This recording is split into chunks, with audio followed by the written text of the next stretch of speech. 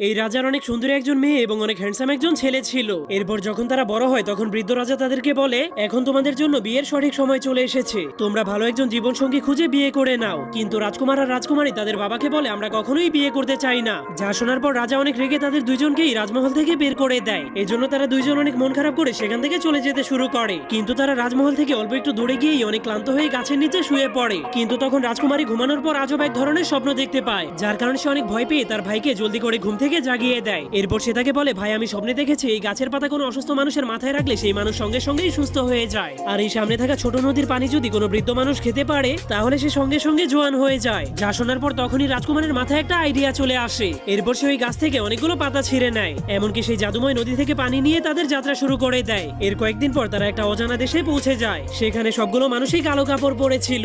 এজন্য রাজকুমার একজন বৃদ্ধ মহিলাকে জিজ্ঞেস করে, আপনাদের দেশে কি হয়েছে? তখন মহিলাটা তাকে বলে, আমাদের রাজকুমার অনেক অসুস্থ